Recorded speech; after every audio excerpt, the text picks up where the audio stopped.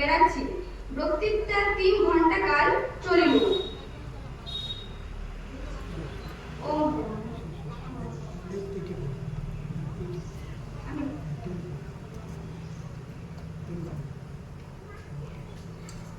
ভগবৎ দর্শনের আকাঙ্ক্ষা ও উপায়।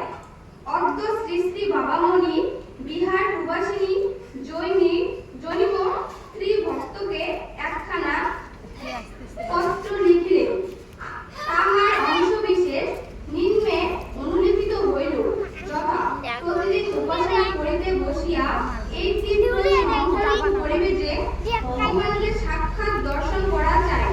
লোকে যে কথায় কথায় ভগবানের দোহাই দেয়, সেই ভগবান প্রকৃতই যে আছেন, প্রকৃত